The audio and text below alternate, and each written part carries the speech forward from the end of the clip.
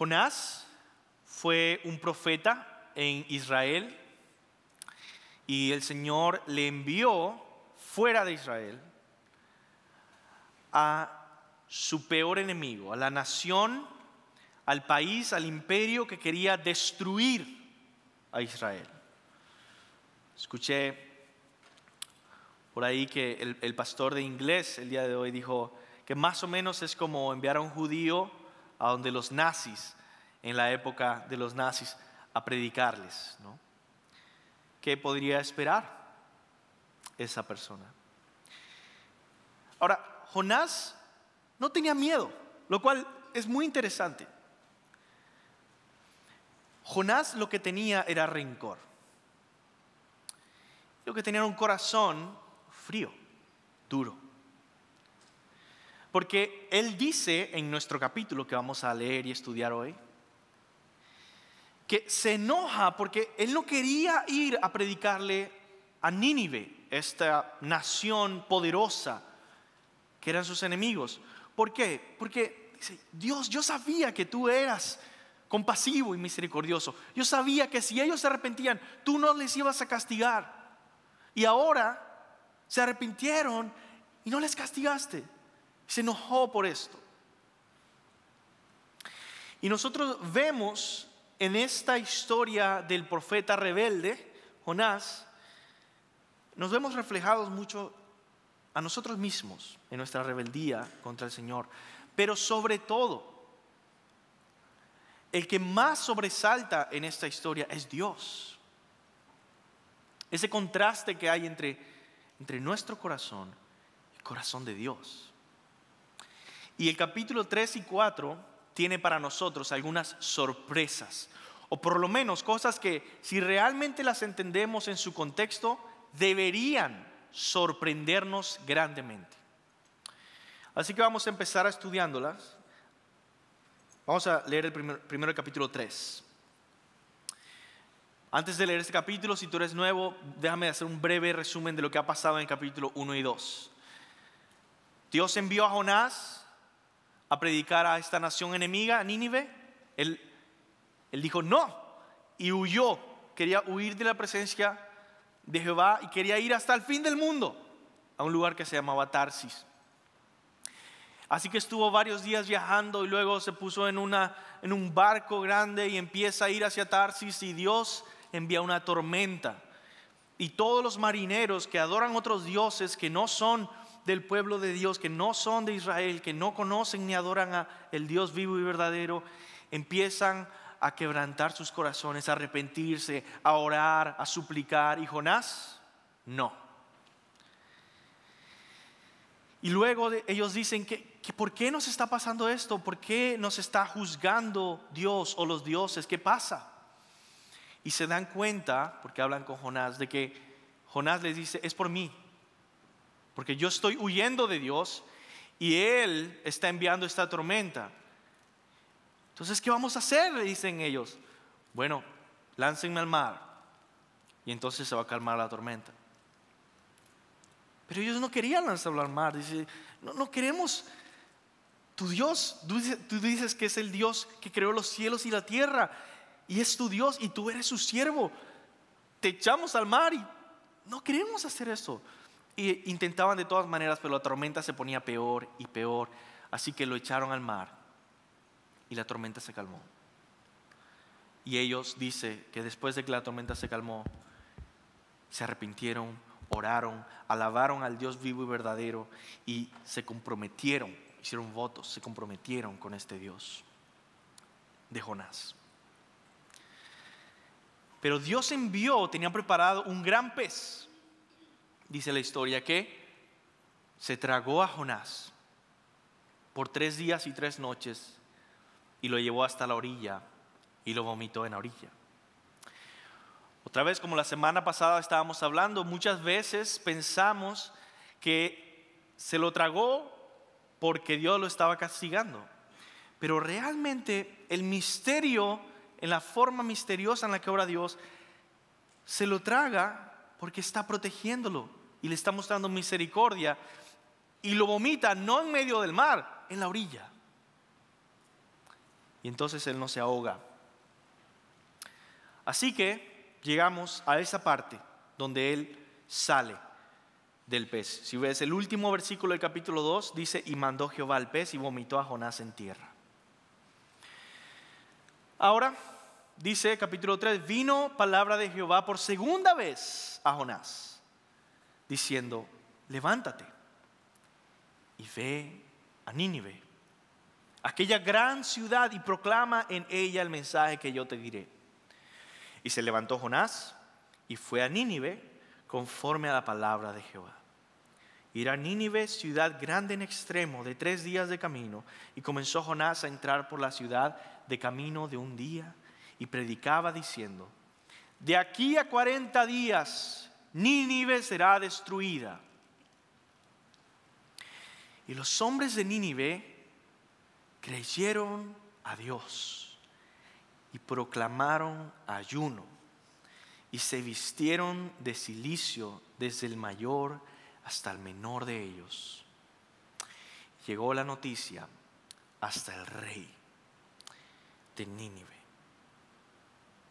Y se levantó de su silla o de su trono, y se despojó de su vestido, y se cubrió de cilicio, y se sentó sobre ceniza. E hizo proclamar y anunciar en Nínive por mandato del rey y de sus grandes, diciendo: hombres y animales, bueyes y ovejas, no gusten cosa alguna, no coman, no se les dé alimento ni beba agua, sino cúbrase de cilicio hombres y animales, y clamen a Dios fuertemente, y conviértase cada uno de su mal camino, arrepiéntanse de sus pecados, de la rapiña que hay en sus manos. ¿Quién sabe si se volverá y se arrepentirá Dios y se apartará del ardor de su ira y no pereceremos? Y vio Dios lo que hicieron, que se convirtieron de su mal, y se arrepintió del mal que había dicho que les daría, y no lo hizo. Algo que me doy cuenta cuando leo esto es que el rey fue un mejor predicador que Jonás, por cierto. Jonás habla del juicio solamente y dice: quiero que venga el juicio. Y dice: bueno, se va a destruir Nínive. El rey se pone nervioso y envía mensajeros y que dicen: arrepiéntanse de sus pecados, ayunen, quizá Dios nos salve.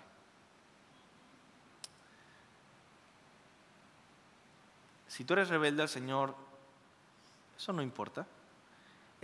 El Señor no va a ser afectado, tú vas a ser afectado. Pero el Señor va a hacer su obra.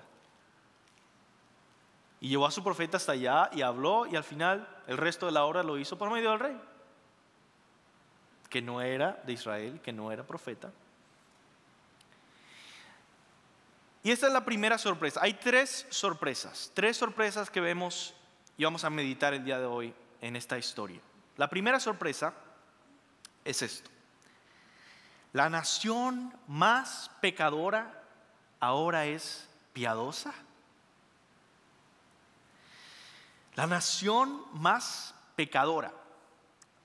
Cuando leemos la Biblia en su contexto histórico, a veces nos sorprendemos de algunas cosas que descubrimos, sobre todo en el Antiguo Testamento. Y si entiendes el contexto histórico, no puedes hacer más nada que sorprenderte ante esta respuesta de Nínive. Hace 2 semanas hablamos un poco de la violencia de Nínive, que se deleitaban en torturar a sus enemigos, en desmembrar a sus enemigos, en quemar vivos a sus enemigos, en poner a sus familias a ver cómo los torturaban, que eran extremadamente violentos, y que algunos comentaristas le comparaban a Nínive como un estado terrorista, que su fin principal no era realmente conquistar y establecer una sociedad. Su fin principal era establecer terror y miedo porque tenemos poder. Y se deleitaban en estas cosas. Pero además del extremo pecado que había en ellos, la violencia extrema e inexplicable que muchas veces vemos en personas, como en los nazis, por ejemplo, y uno dice, ¿cómo puede ser? Bueno, mucho peor que ellos. ¿Cómo puede ser que alguien haga esto? Además de eso, el orgullo nacional o imperial que ellos tenían era increíble. Vamos a hablar un poquito de cuánto orgullo tenía esta nación. Era la ciudad de Nínive, era una de las ciudades más antiguas de la tierra. El registro de sus comienzos está ahí en tu Biblia, en Génesis, capítulo 10. Uno de los hijos de Noé, entonces vino el diluvio, el arca de Noé. Noé se salvó con su familia. Uno de los hijos de Noé fue Cus.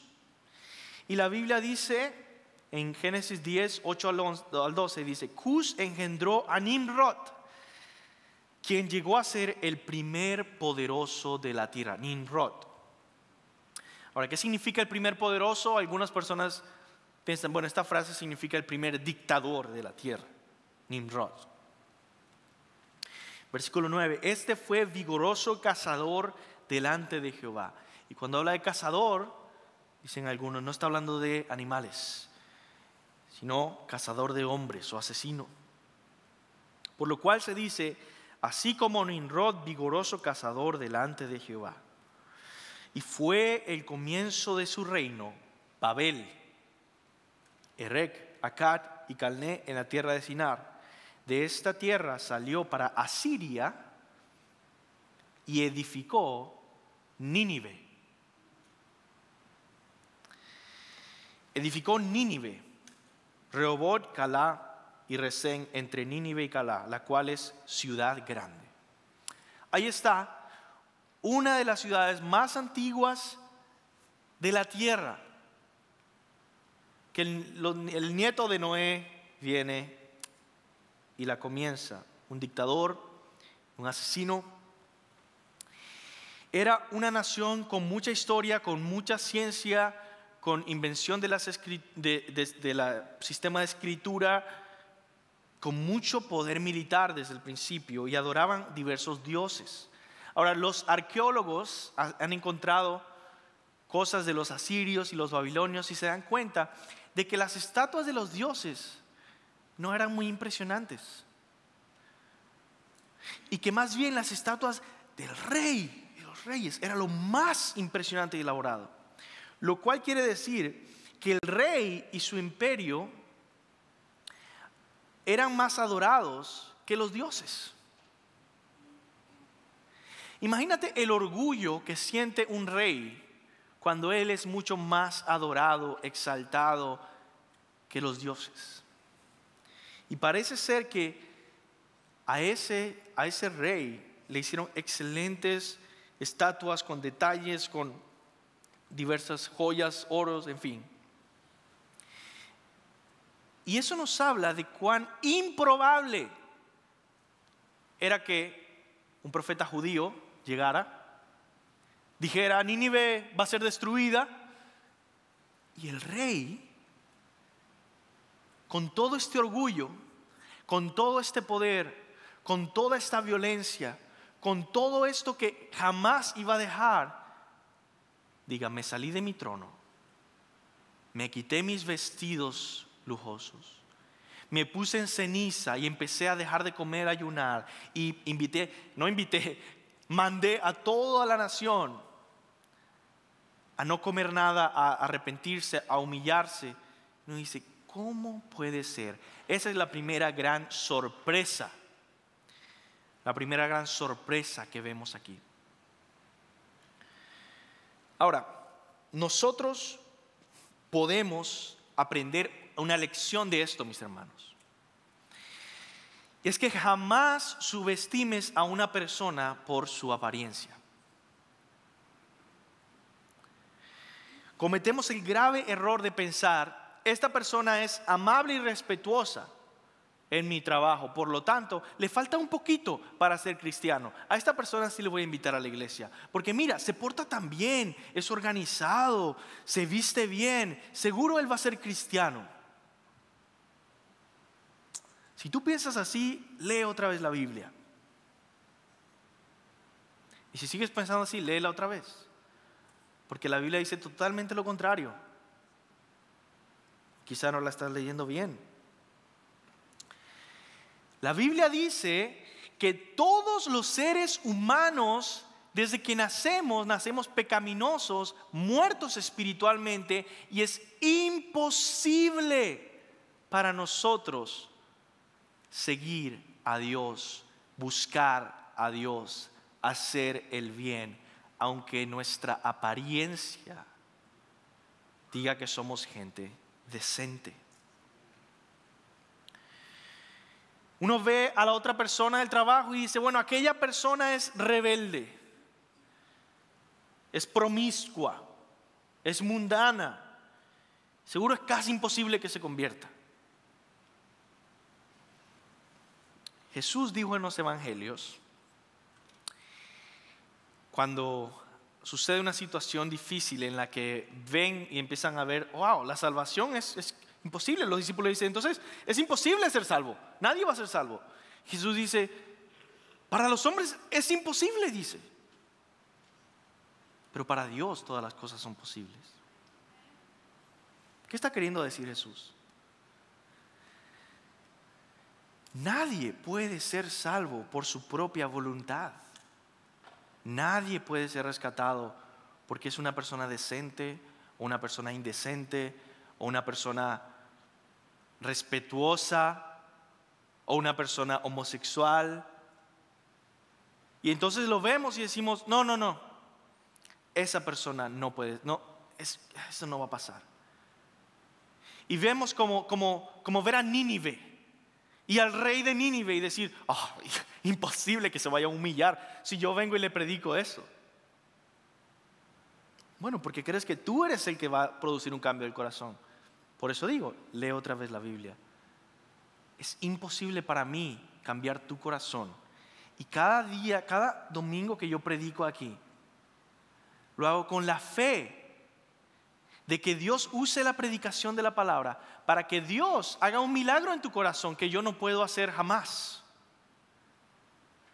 Y quizá alguien diga, Dios me está llamando al arrepentimiento, como el rey de Nínive, y diga, voy a humillarme, arrepentirme de mis pecados, dejar mi vida de pecado atrás y pedir salvación a Cristo. Entonces, ora a Dios, porque todas las cosas son posibles. La salvación siempre es un milagro tan grande como Nínive arrepintiéndose. Y es una sorpresa. Así que cuando uno ve a una persona que dice, wow, acabo de arrepentirme de mis pecados, acabo de ser cristiano, uno dice, he contemplado un milagro tan grande como el que contempló Jonás cuando Nínive se arrepintió. También una lección que nosotros podemos aprender de este capítulo es que nuestra confianza para poder llevar la palabra de Dios está en la elección y la soberanía de Dios.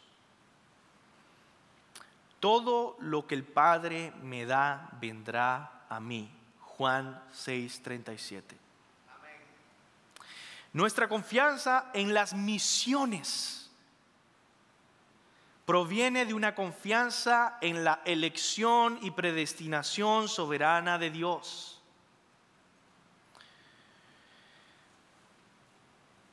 Vamos a leer un versículo en Romanos capítulo 8.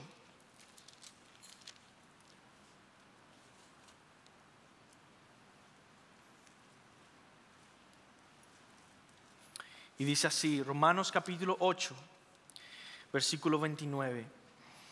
Porque a los que antes conoció, también los predestinó para que fuesen hechos conforme a la imagen de su Hijo. La palabra predestinó es establecer su destino de antemano.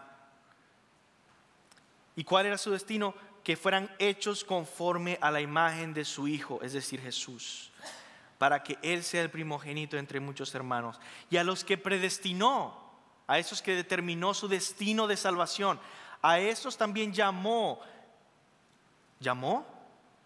Quiere decir que de manera perfecta y soberana Él aseguró de que el evangelio llegara a esa persona, les llamó y les convirtió. A estos, a los que llamó, a estos también justificó, es decir, los reconcilió con Él mismo, y a los que justificó, a estos también glorificó, es decir, va a llevarlos a la gloria, donde vamos a ser resucitados y vivir sin pecado por siempre. Jesús, otra vez dice el versículo, Jesús dice, todo lo que el Padre me da vendrá a mí. Juan 6:36. Ahora, déjame darte un pequeño ejemplo. Había un misionero muy famoso que se llama John Patton. John Patton fue a los caníbales hace mucho tiempo atrás, porque creía firmemente en la elección y predestinación de Dios. Es decir, mucha gente le decía, ¿cómo tú puedes ir? Sus profesores del seminario, ¿cómo tú puedes ir a predicarles a estos caníbales? Vas a viajar hasta allá, te van a comer vivo. No habla su idioma, ellos no conocen la civilización, ellos están acostumbrados a comerse a la gente. ¿Cómo tú vas a tener esperanza de que te escuchen a ti? ¿Quién eres tú? Un muchachito de 20 y tantos años. ¿Cómo ellos van a ser salvos? Y si no es porque John Patton creía firmemente en lo que Dios ha prometido, que Él tiene un pueblo elegido en toda tribu, lengua y nación, entonces Él no hubiera ido. Pero Él se dio cuenta, hey, no hay todavía gente de esa tribu, por lo tanto Dios ha elegido personas ahí. Dios puede hacer un milagro ahí. Yo no tengo la habilidad, pero Dios tiene pueblo ahí. Y Él fue. Y fueron salvos algunos. Dios tenía pueblo ahí. El milagro de Dios en la salvación es una obra completamente milagrosa de Él. Y descansamos en las misiones, descansamos en el evangelismo de decir, sí, yo no puedo, pero Dios puede.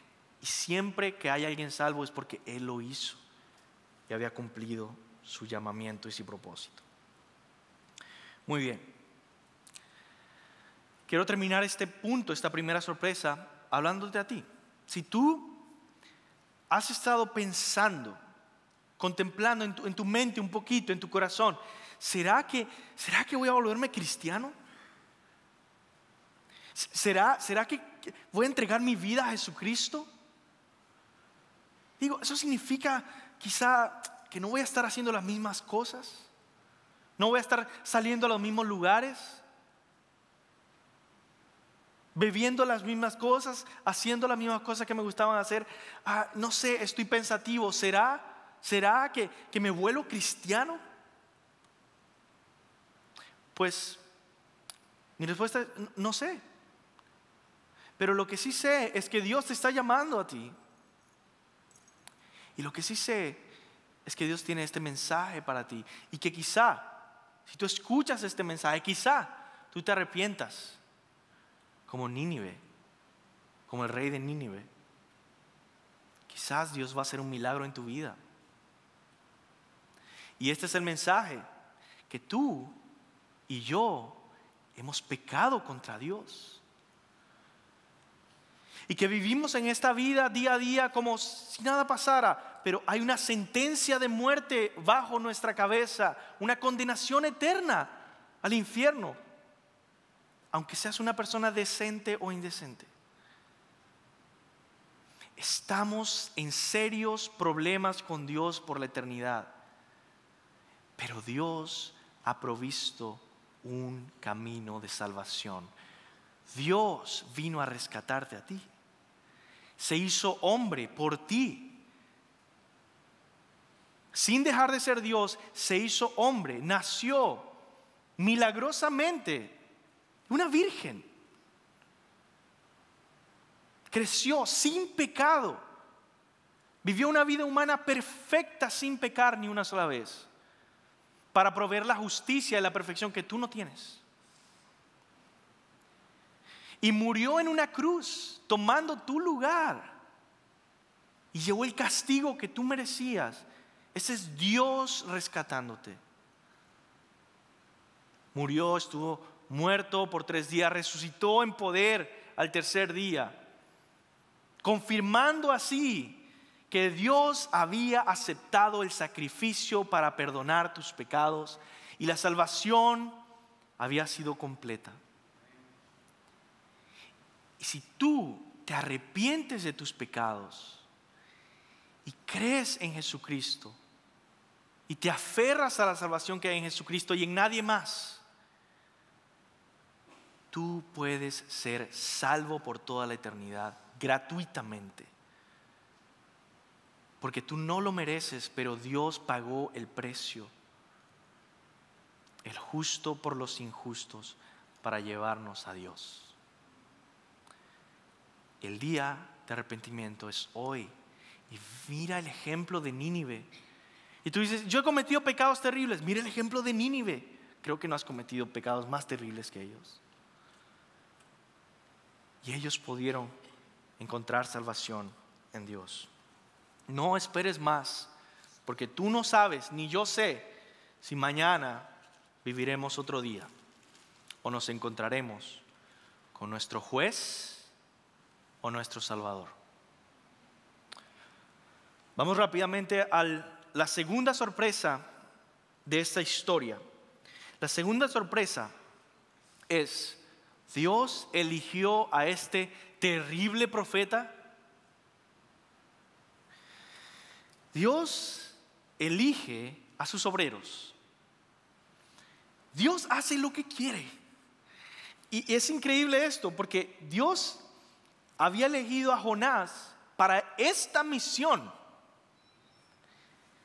Jonás era el mensajero escogido por el plan soberano de Dios para traer salvación a Nínive. ¿Será que Dios te usará a ti como misionero en algún lugar? Y recuerda bien esto: tú no estás haciendo algo con Dios, Dios está haciendo algo contigo. Dios está haciendo algo contigo, y esa es su obra, no la nuestra. Y no depende en tus habilidades. Y tú dices, mira, yo he sentido que Dios me ha estado llamando a las misiones, pero yo no tengo la habilidad. Bueno, tengo buenas noticias. No es acerca de tu habilidad. Creo que Jonás no fue el mejor predicador. Bueno, estoy seguro de que no fue el mejor predicador en esta misión, por lo menos. Pero él salvó a muchísimas personas. Capítulo 4. El capítulo 4 nos dice que habían 120,000 personas en Nínive. 120,000 personas se salvaron. Mi hermano, quizá Dios te trajo aquí para llamarte a servirle como misionero. Y quizá Dios te creó para ser un misionero y llevar la palabra a tierras lejanas donde no han escuchado de Cristo, de la salvación que hay en Él. Y yo quiero ponerte un pequeño ejemplo de un misionero que se llamaba Hudson Taylor, que era un misionero a la China. Es el misionero a la China. No hay ningún misionero más famoso en la China que Hudson Taylor. Hudson Taylor tiene una historia particular porque todo en su vida parece ser que él nació, vivió y murió por un solo propósito, y él lo tenía claro desde el primer día de su vida, y era ser misionero a China. Sus padres, antes de que nacieran, habían dedicado al Señor para ser misionero a China. Y él creció y él sabía que él iba a ser misionero a China. Y él le decía a todo el mundo, yo voy a ser misionero a China. Y estuvo estudiando medicina. Y estuvo en contacto con un cuerpo que tenía una enfermedad terrible. Y todas las personas que tocaron ese cuerpo, que estaban estudiando con él, estaban igualmente enfermos por el contacto con este cuerpo. Y le dijeron a ellos, miren, vayan, disfruten de sus familias por los 2-3 días que les quedan, van a morir.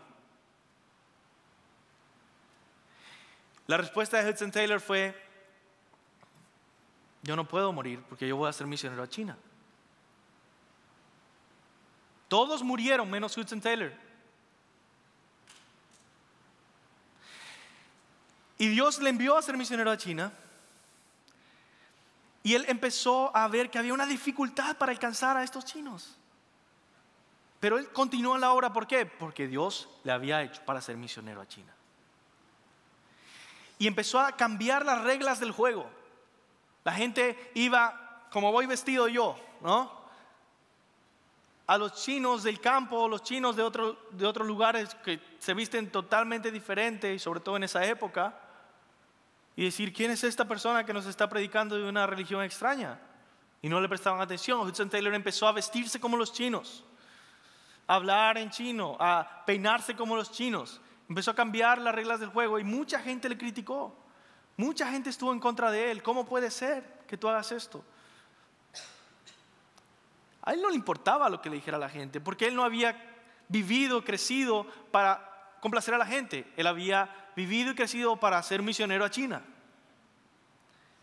Y así murió, y hasta el día de hoy la agencia misionera que él comenzó sigue activa y es una de las más activas en China. Hasta el día de hoy muchas de las iglesias que uno puede ver en China van a tener algún contacto con la obra de Hudson Taylor. Mi punto es este, mis hermanos. Dios te hizo con un propósito. Y quizá tú no tienes la habilidad de Billy Graham o de algún otro evangelista famoso. Pero Jonás no es el mejor ejemplo tampoco. Pero recuerden,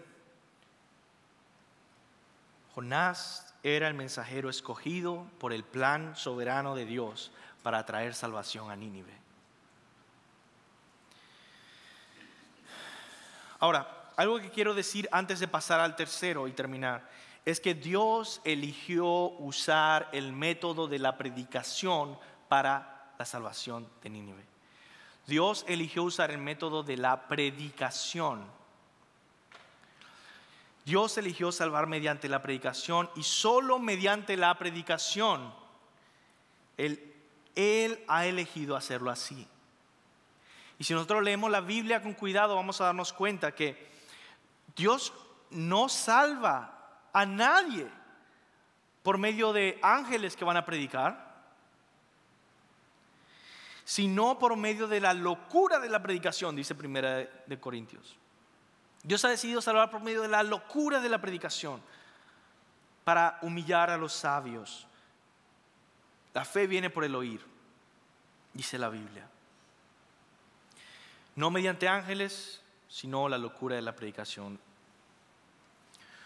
Ahora, nosotros debemos estar comprometidos con una predicación fiel, mis hermanos. Y no estoy hablando de este púlpito, o sea, no estoy hablando de los domingos. Estoy hablando de que tu tarea, una tarea que se confunde muchas veces de ser evangelista, de compartir el evangelio con tu familia, con tus vecinos. Se confunde muchas veces y creemos erróneamente que Dios nos está mandando a salvar personas. Y entonces uno va y predica el evangelio y la persona no se convirtió a cristiano. Dice no. Y sigue en sus pecados. Quizá muere, va al infierno. Y uno se duele y llora. Y va y predica a otra persona y esa persona no se convirtió. Y va a otra persona y esa persona no se convirtió. Y uno dice, yo no sirvo para esto, mejor me voy a sentar. ¿Por qué pasa eso? ¿Por qué se desanimó? Porque no entendió bien cuál fue el mandato que Dios le dio. Dios no le mandó a salvar a nadie, porque no puedes hacerlo. Dios le mandó ¿a qué? A predicar fielmente el Evangelio, el cual es poder de Dios para salvación a todo el que cree. El Evangelio. Entonces, mi tarea principal es ser fiel a ese Evangelio, a ese mensaje de salvación. Que yo no lo mezcle con otras cosas, que yo no use mi creatividad, mi intelecto, mi carisma para meter cosas en el mensaje, que diga quizá de esta manera puedo atraerlo mejor. Porque entonces está intentando tú cambiar a esa persona, mas no ser fiel al mensaje, confiando que el mensaje es poder de Dios para salvación. Así que obedece al Señor ahora con una nueva perspectiva. Con la perspectiva de decir, ¿estoy siendo fiel al mensaje o no? ¿Estoy compartiendo el mensaje del Evangelio realmente como es, bíblicamente o no? Y yo confío que el Señor va a usar a la predicación, la locura de la predicación, para salvar a las personas.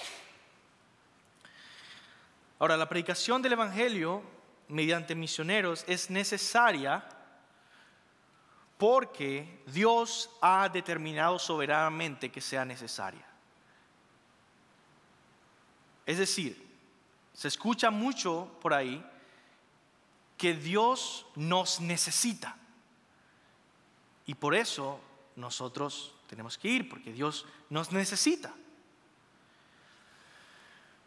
Ahora, si Dios nos necesitara, la Gran Comisión va a ser un fracaso. Pero es más complejo que esto. La Biblia dice en Hechos capítulo 17, tú puedes leer Hechos capítulo 17, Pablo está hablando a los atenienses y les dice que Dios no necesita nada, como necesitará algo de nosotros, dice. Así que la Biblia claramente dice que Dios no nos necesita. Pero no es tan fácil así. Porque aunque Dios no nos necesita, Dios en su soberanía, en su libertad, Él ha elegido hacernos necesarios. Dios no nos necesita, pero en su soberanía ha elegido hacernos necesarios a nosotros. Es decir, Él dice, claro, Dios puede salvar a todas las personas así si Él quiere, hoy, toda la población del mundo. Pero Él ha decidido en su soberanía y en su libertad decir, no, yo voy a hacerlo mediante la locura de la predicación de seres humanos imperfectos como tú y como yo. Y esa es su decisión. Ahora, algo muy bonito hay en esta decisión, y es que tú y yo somos partícipes en la historia de Dios, que en su soberanía Él está llevando a cabo, y Él nos invita a ser instrumentos de su salvación. ¿Se entendió? Entonces, ¿te unirás a la historia de la salvación de Dios o te quedarás sentado?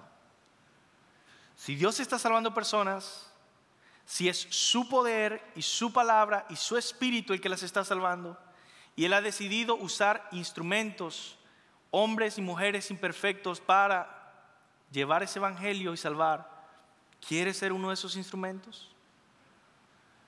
Yo como pastor quiero equiparte, por eso hicimos el material. Yo te animo a que con este material se te haga más fácil quizá, menos incómodo el poder comenzar una conversación con tus vecinos, con los compañeros de trabajo, en tu escuela, en fin. Vamos entonces por cierto, quería recordarles que muchos estarán de viaje este verano. Llévense materiales de estos. Compartan, ahí está el evangelio, compartan en la primera página, compartan el evangelio a sus familiares que va a visitar el verano, a sus amigos. Muy bien, vamos a pasar a la última meditación y terminamos. La tercera sorpresa. La tercera sorpresa es que Jonás se aferraba a lo que le hacía miserable y repudiaba lo que le brindaría gozo eterno.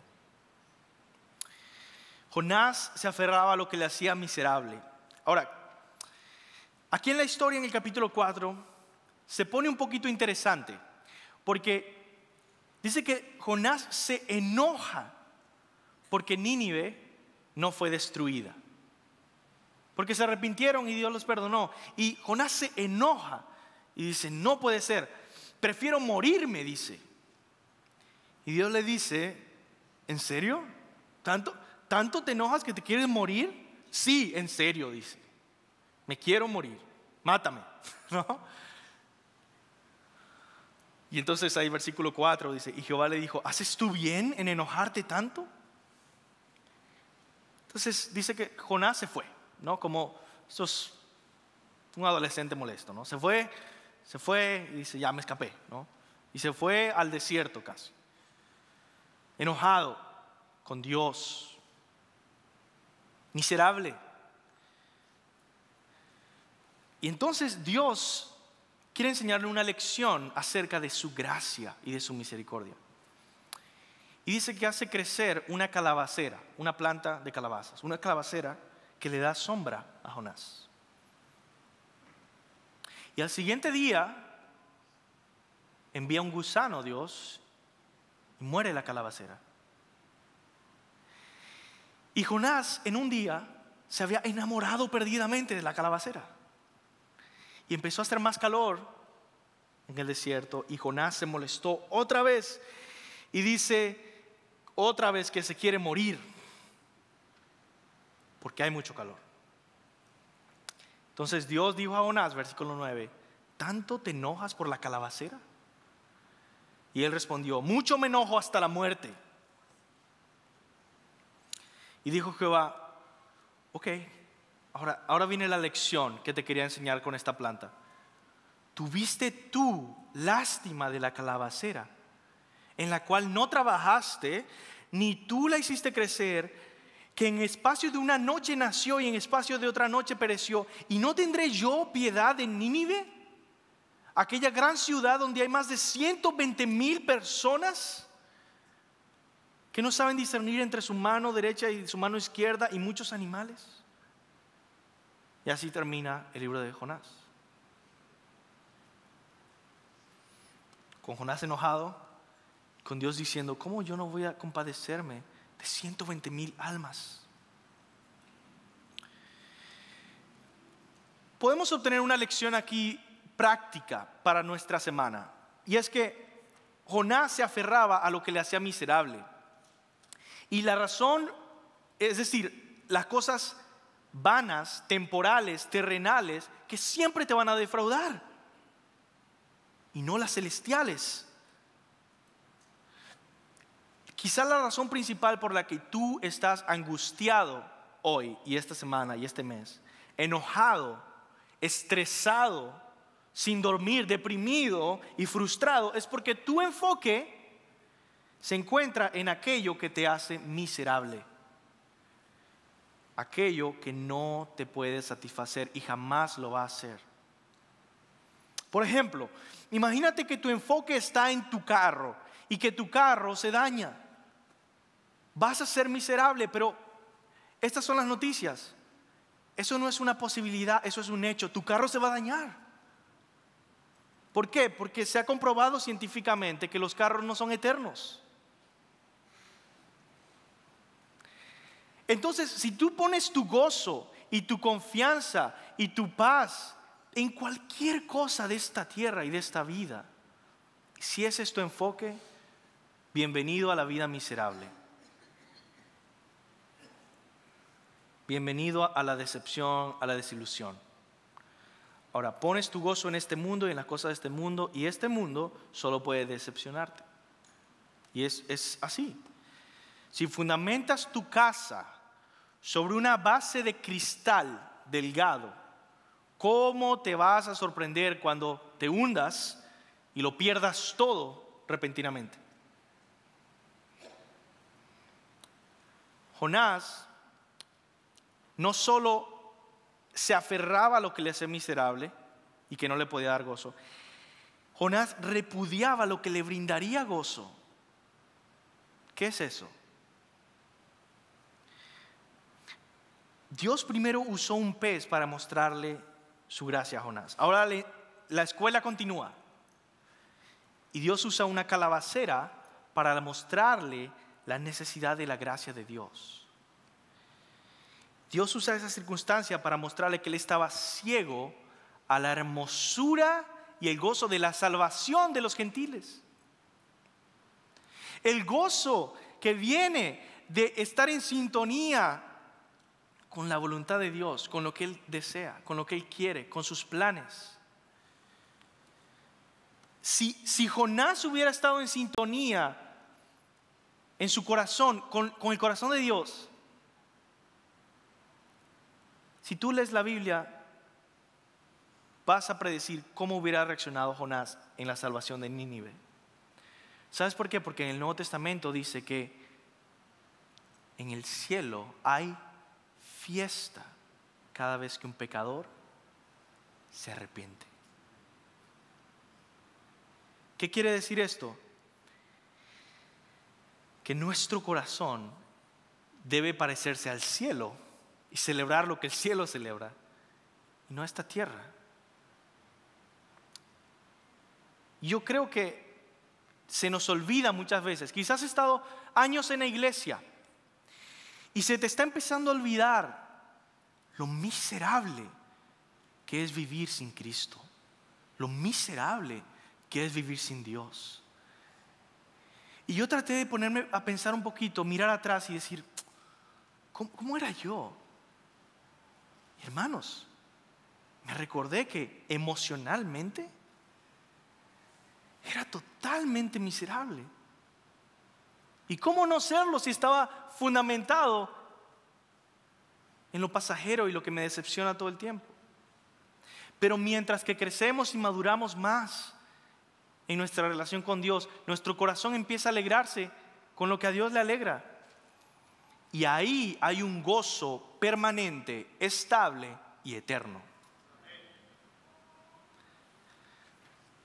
Se me dañó el carro, pero se salvó mi vecino. Estoy en fiesta. ¿Me entienden con este ejemplo?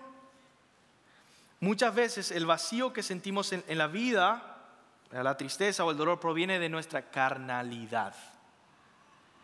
Nuestros corazones están tan enfocados en este mundo que no pueden parecerse al cielo.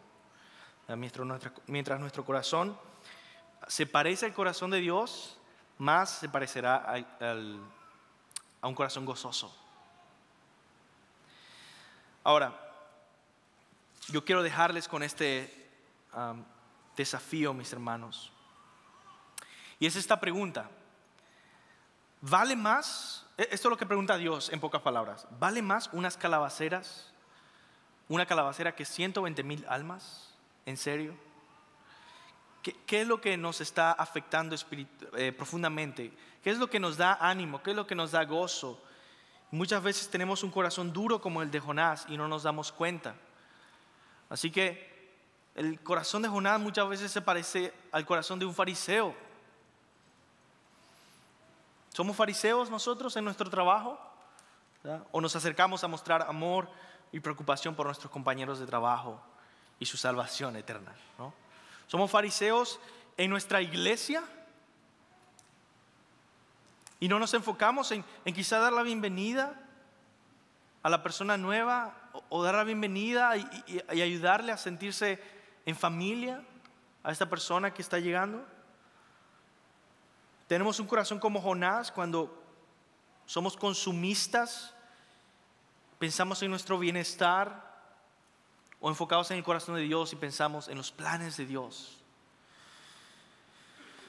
Debemos comenzar por nuestra propia casa, ¿verdad? Debemos comenzar por nuestra propia iglesia. Debemos comenzar hoy. Tener un corazón que ama más y una boca que habla menos quizá y critica menos. Y debemos corregir menos quizá y orar más. Quizá debemos agradecer más. Quizá debemos celebrar más lo que Dios celebra. Quizá debemos valorar más las almas eternas que una calabacera.